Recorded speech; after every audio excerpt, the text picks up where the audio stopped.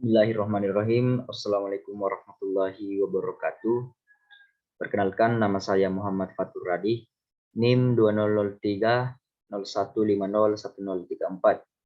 Saya mahasiswa dari jurusan Pendidikan Jasmani Kesehatan dan Rekreasi kelas C. Oke, sebelumnya puji syukur kita panjatkan kehadirat Allah Subhanahu wa taala yang telah memberikan kita sejuta kenikmatan. Yang salah satunya adalah nikmat kesehatan, sehingga pada kesempatan kali ini saya ataupun teman-teman sekalian masih dapat mengikuti proses pembelajaran sebagaimana yang telah diberikan oleh Bapak dosen kepada kami.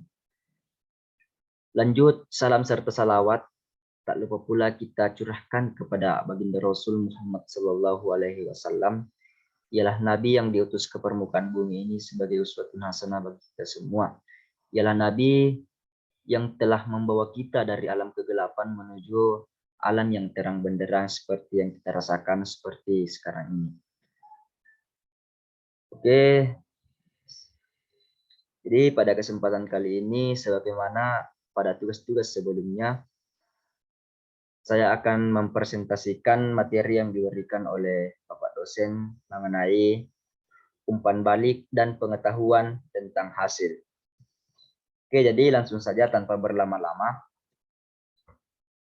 kita bisa lihat bahwa umpan balik merupakan informasi yang diperoleh atlet atau siswa setelah mempraktikkan suatu gerakan mengenai benar atau salahnya suatu gerakan yang dilakukan. Informasi tersebut sangat penting bagi siswa atau atlet untuk mengetahui seberapa baik ia telah mampu melakukan gerakan. Dengan tahu tingkat kesempurnaan gerakan yang dilakukan, sekaligus akan diketahui kekurangannya. Dengan demikian, siswa atau atlet tersebut akan menjadi tahu perbaikan apa yang seharusnya dilakukan untuk menyempurnakan gerakan yang salah dan telah dilakukan. Pada dasarnya, proses umpan balik tercakup dalam sebuah proses sistem terbuka. Umpan balik selalu diperlukan dalam proses belajar motorik, termasuk juga belajar motorik dalam olahraga. Umpan balik digambarkan sebagai bagian dari output atau respon yang berfungsi sebagai masukan untuk penampil sebagai input. Konsep tentang umpan balik digambarkan seperti pada gambar 2.10 di samping. Lanjut, yang pertama adalah klasifikasi umpan balik. Guna memudahkan kita mengenal umpan balik yang terdapat dalam suasana mengajar maupun melatih, maka diperlukan adanya klasifikasi umpan balik. Smith memberikan klasifikasi umpan balik. Kita menyadari bahwa tidak semua informasi berkaitan langsung dengan hasil atau pelaksanaan motorik. Oleh karena itu, ada informasi yang relevan dan tidak relevan. Apabila kita menelaah umpan balik berdasarkan aspek kedatangan, maka umpan balik dapat diklasifikasikan menjadi dua kategori, yaitu yang pertama adalah umpan balik sebelum tindakan berlangsung, dan yang kedua adalah umpan balik yang tersedia selama atau setelah tindakan berlangsung. Selanjutnya, berdasarkan gerakan yang telah dilakukan, maka umpan balik dapat dibagi menjadi dua kategori, yaitu yang pertama adalah umpan balik intrinsik, dan yang kedua adalah umpan balik ekstrinsik. Kita menuju kepada umpan balik intrinsik. Seseorang akan memperoleh informasi tentang beberapa aspek mengenai gerakannya sendiri melalui beberapa saluran informasi. Setelah seseorang melakukan suatu gerakan tertentu dan bentuk informasi tersebut sudah terkandung dalam respon tertentu. Sebagai contoh, dalam permainan bola voli, seorang pemain melakukan smash dan keluar. Setelah pemain tersebut melihat bahwa smash yang dilakukan bolanya keluar, maka pemain tersebut mengetahui bahwa pukulan smash-nya salah. Dari kesalahan yang dilakukan tersebut diproses secara internal untuk melakukan perbaikan. Dengan demikian, respon atau pelaksanaan dan hasil yang diperoleh merupakan sumber dari umpan balik.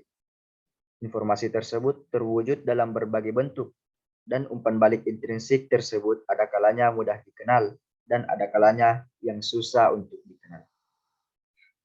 Sebagai contoh, seorang peloncat indah saat meloncat dan melakukan salto di udara, maka pada waktu berputar di udara mungkin tidak merasakan apakah lututnya benar-benar ditekuk atau tidak. Untuk mengetahui benar salahnya suatu gerakan seperti dalam contoh tersebut di atas, dibutuhkan sebuah rujukan tentang gerakan yang benar. Oleh karena itu, umpan balik intrinsik pada dasarnya ialah suatu informasi yang diperoleh dengan membandingkan rujukan motorik yang telah dipelajari dengan apa yang baru saja dilakukan. Proses deteksi kesalahan sendiri oleh si pelaku yang bersangkutan sering disebut sebagai kesalahan subjektif. Dan tanpa adanya rujukan tentang benar dan salah suatu gerakan, maka berbagai bentuk umpan balik tersebut tidak dapat dimanfaatkan untuk mendeteksi kesalahan yang terjadi. Selanjutnya, yang kedua adalah umpan balik ekstrinsik. Umpan balik ekstrinsik merupakan umpan balik yang bersifat pelengkap bagi umpan balik intrinsik. Informasi ekstrinsik sebagian diantaranya berupa informasi verbal, seperti catatan waktu dalam satuan detik untuk pelari dan perenang, atau nilai 1,0 sampai 10,00 untuk persenam dan 10 sampai 100 untuk peloncat indah.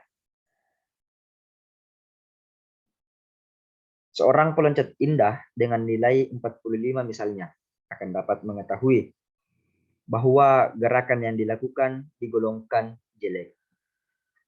Skor kuantitatif ini dapat diucapkan secara verbal, bahkan dapat diuraikan secara terperinci sebagai informasi yang menunjukkan tingkat keberhasilan seseorang dalam melakukan suatu gerakan. Smith mengemukakan ada beberapa dimensi umpan balik ekstrinsik, yaitu umpan balik seketika dan umpan balik terminal. Umpan balik seketika disampaikan pada saat gerakan tersebut masih dilakukan. Misalnya, informasi tentang kesalahan posisi tangan ketika seseorang memukul bola pada permainan tenis. Dan umpan balik terminal diberikan setelah seluruh gerakan selesai. Misalnya, skor yang diperoleh peloncat indah. Aspek lain dari umpan balik ekstrinsik adalah umpan balik yang ditinjau dari penyampaiannya yang terbagi menjadi dua, yaitu umpan balik langsung dan umpan balik tertunda.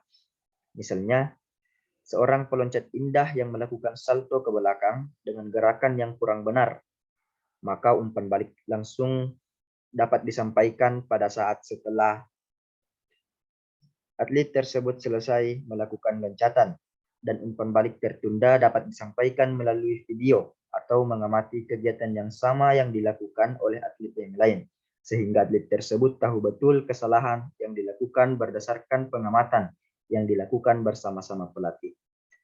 Umpan balik dapat dilakukan secara verbal, misalnya komentar seorang pelatih tentang gerakan yang dilakukan atlet, dan nonverbal, misalnya lambaian bendera merah sebagai kode. Jika seorang pelari jarak 800 meter berlari dengan kecepatan melebihi irama kecepatan yang telah direncanakan pada setiap putaran. Informasi umpan balik dapat juga dihimpun secara keseluruhan dari beberapa penampilan terdahulu yang kemudian disampaikan sebagai gambaran untuk penampilan. Gambaran umum. Kebalikannya adalah informasi umpan balik disampaikan secara terpisah bagi setiap penampilan motorik. Semua dimensi umpan balik yang dibahas harus dianggap sebagai bagian yang tidak terpisahkan satu sama lain. Sebagai contoh, pemberian umpan balik ekstrinsik yang disampaikan dengan waktu tertunda dapat berupa verbal dan non-verbal. Selanjutnya, yang kedua adalah pengetahuan tentang hasil. Pengetahuan tentang hasil adalah informasi umpan balik yang dapat diungkapkan secara verbal maupun non-verbal berkenaan dengan hasil suatu gerakan yang dikaitkan dengan tujuan yang ingin dicapai. Dalam kegiatan olahraga, sebuah tim sepak bola yang berhasil memenangkan pertandingan dengan memasukkan bola ke gawang lawan. Tim tersebut mendapat sanjungan dari pelatih, kawan bermain maupun para penonton. Merupakan salah satu contoh pengetahuan tentang hasil.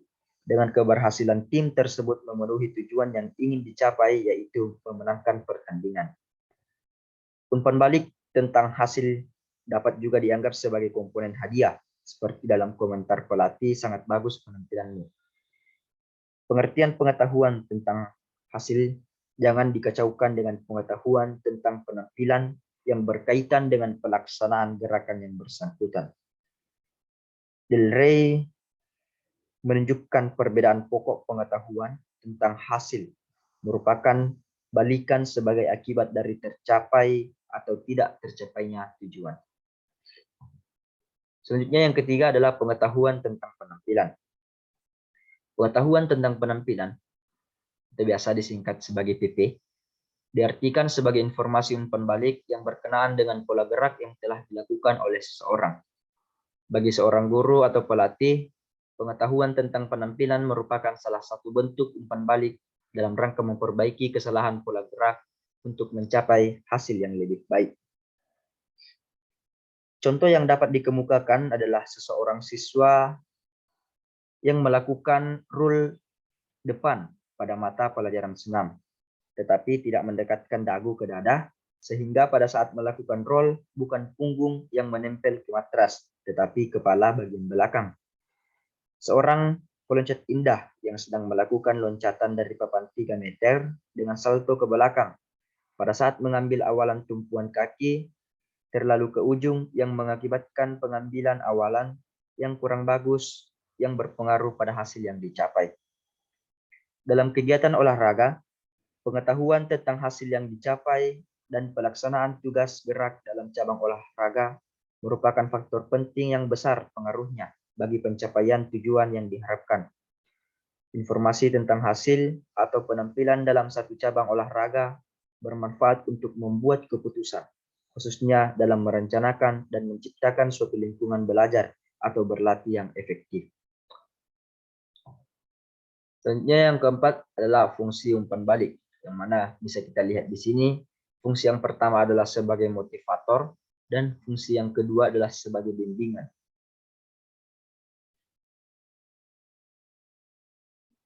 Oke, kita melangkah ke yang pertama adalah fungsi sebagai motivator. Informasi tentang hasil dan informasi tentang penampilan dapat memainkan peranan penting sebagai pendorong yang kuat untuk memacu melaksanakan kegiatan. Hal ini selaras dengan hukum efek yang dikemukakan Thorndike yang menyatakan bahwa seseorang cenderung untuk mengulang respon yang diberi hadiah dan cenderung untuk menghapuskan respon yang tidak mendapatkan hadiah atau mendapat hukuman. Keberhasilan dalam penampilan motorik dengan kesalahan yang kecil atau sedikit merupakan suatu hadiah tersendiri bagi siswa atau atlet, sedangkan kesalahan yang besar merupakan suatu hukuman bagi pelakunya. Dengan memperhatikan pengetahuan tentang hasil dan pengetahuan tentang penampilan, diharapkan siswa atau atlet akan semakin memacu diri untuk meningkatkan kualitas penampilan motoriknya berdasarkan hasil yang telah dicapai. Dan ini berarti umpan balik yang diberikan merupakan motivator bagi siswa atau atlet untuk meningkatkan kualitas dan frekuensi kegiatan yang telah dilakukan. Adapun faktor yang kedua adalah faktor sebagai bimbingan. Umpan balik dapat berfungsi sebagai bimbingan bagi siswa atau atlet. Berdasarkan informasi yang masuk akan diketahui gerakan yang benar dan yang salah. Gerakan-gerakan yang salah itulah yang perlu diperbaiki dan dibenarkan. Dengan demikian, pengetahuan tentang hasil berfungsi sebagai pengaruh mengenai apa yang harus dilakukan pada langkah berikutnya untuk penyempurnaan. Dan hal ini selaras dengan pendapat Adams yang menyatakan bahwa pengetahuan tentang penampilan berperan sebagai bimbingan yang menuntun subjek agar semakin mendekati sasaran, sehingga sebuah rujukan gerak yang benar menjadi terbentuk.